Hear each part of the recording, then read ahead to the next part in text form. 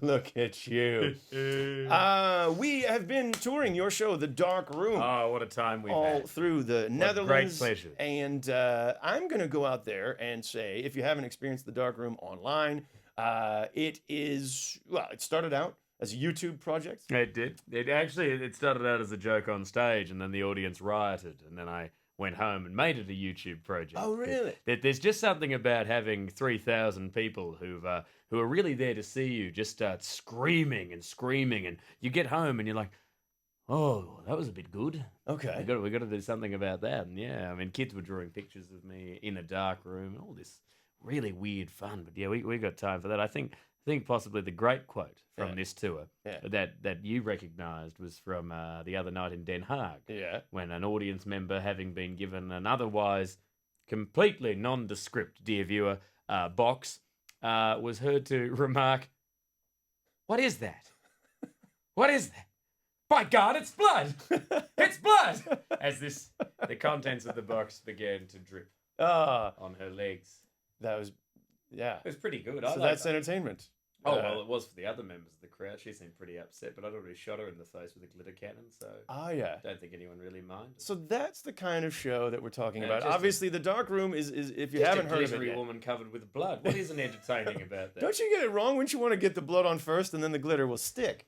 Well, foolishly, unfortunately, it hadn't occurred to me that the thing to do would have been to take the sheep's heart and stuff it in the glitter cannon and then fire both things at it. Oh, that's what awful. you get when you heckle me. There's no wit. There's just a great deal of strange Edward Gorey-esque violence. And I've said Edward Gorey-esque because I've got a hat. Okay. There we are. John Robertson. Classical reference. It isn't, though. He's from... We want to ask... we're going to get on to the... official interview in just a moment. Oh, right. But I'm sorry, I'm an only child. I just like talking about myself. That was indeed. I enjoyed your monologue, but I've never listened to another man for that long in my entire life. We've taken the camera onto the streets and we've asked them about their opinions. And let's see what the word is from the street this week. We have some European leaders who are stepping up, not just country leaders like Merkel or Hollande, but Mogherini is the new foreign commissioner. Do you expect any of these new European faces to step up and be a leader on the subject of European integration? They have to. I think we have to face the fact that the world changed. And if we not... become master of it, there will be other forces which will do it, and we have to. I think. Do you think that the French government should stop Charlie Hebdo from printing material if it is potentially offensive? No, of course not. Okay. They just made kind of a manifest. How do you say it? They manifest themselves against that and towards the freedom of expression, and they cannot just do that. And meanwhile, should the French government stop a comedian like Dieudonné from posting on Facebook that he sympathizes with the attackers of Charlie Hebdo? I haven't seen that, but I don't think you should stop no one for saying what he thinks. We have to spend more money, in the spy. What can we do to promote more Europeanness? We should fight for our... Go to France more often. Okay. And sunbathe in the nude. Okay. That will teach them. Especially if it's me. Last Thursday I was on the dam.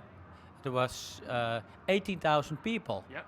And they were together to say that it's very important to stand up now. Yeah. In this time to help each other and to be very aware that we have the freedom and we hold the freedom. Those were a couple of events where we were asking people about European unity in general. And yeah, I was very impressed by sunbathe in the nude. Yeah, there we go. I've made a lot of friends that way. That is freedom of expression. It really is. Yeah. But well, let's talk about the sort of hot button topic this week, which is the French comedian Dieudonné Mbala, who it was just in the newspaper last week, I believe. International New York Times, they had an article, page 3, about how the man was on trial. That's very good to make it all the way to page 3. Yeah, exactly. In the UK, that's normally given over to nude women, Isn't topless sunbathing. And they were gone for a while, the women. They were gone for a week. Yeah. Yeah. With no explanation. Oh, no. As there'd been an enormous feminist campaign to have them removed. For 1 week. As in, they thought it was over. Yeah. And then I believe that circulation dropped on the paper, so they just brought them back. Is that what happened? I have no idea, because Right. I can get my pornography on the internet, so I don't need to read it Dear in a newspaper. God. I certainly can't get any news from that newspaper, but that's not Well, the point. page 3 is very different in the New York Times. No, that's right. It has French comedians who are controversial, on which it. might be more offensive to some people. Well, yes. Let's have a little chat about this fella. Yeah, well, indeed. He's been put on trial, and obviously, right after the Charlie Hebdo attacks, Dieudonné was in trouble. I believe arrested for posting a tweet about how cleverly might have been on worded. Facebook. Yeah, Facebook. It was a little pun. Posted online. Yeah. It was a little pun. There was Je suis Charlie Hebdo. And what was his one? Not je suis, but je sens. Ah, je I'm sens. feeling like Right. the attacker of the kosher supermarkets, Koulibaly. Yeah. Sympathizing with, or who knows what it was. Well, of course, you've got to understand he's got a colossal track record of doing this. Exactly. He keeps being arrested for anti-Semitism, various. And I did a bit of research into him, because I wondered, I was just kind of like, really? Is this an actual thing? And I watched two bits of footage of him. Yeah. One thing was him going down to the Parisian Gay Pride parade with his son, Okay. which is a routine that could be described as boring conservative old man has trouble with gay people. Yeah, it's kind of funny, I guess. Yeah, It does a really good walking on the spot mime. I thought that was pretty damn fine. And, Right. And if you want to see a guy with a beard pretend to be a kid holding a balloon, Yeah. I mean, among the better proponents of that form. Yeah. But then the next thing that YouTube loads up is this guy doing a sketch called The Deported Jew. And there he is on stage, and out comes someone in an Auschwitz uniform. Wow. And then There- at that there we point, you go, righto. And the entire sketch is, well, why am I wearing this uniform? And he goes, because the Jews have suffered. And that's his thing. I'm like, well, no, because you've hired that guy to wear an Auschwitz uniform. Right. He attracts an incredible crowd. That's true. You're talking about a person who's performing to an audience of many, many thousands. And I think possibly quite rightfully so. And the more he's locked up... No, not as in he should be performing to a large audience. I'm just saying, if you're performing to a large audience who quite routinely turn up and do your famous hand gesture, which is an inverted Nazi salute. Which seems that way, yeah. And then it is. It is. As in, I've watched an interview with him on the BBC when he gets asked, isn't that an inverted Nazi salute? And he goes, oh no, that is so silly that you would say that. It's like, the answer you were hunting for was no. Uh-huh. That would be the answer, not a sort of patronising villain. Mr. Bond. Okay. Not Vladimir Putin's, we can't get out of Ukraine. We are not there. Right. Wink. Yeah. This sort of thing, And what happens is, if you're performing to an absolutely colossal crowd, and your go-to is that guy should be exterminated, Right. and you've got a big audience doing this one, I'm fairly certain that a couple of people are going to go, I think that bloke might be a Nazi. Yeah.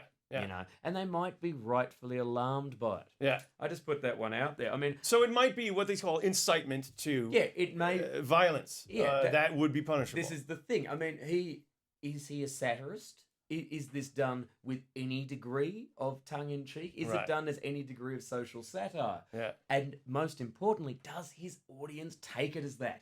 Well, this is very theoretical, and it's...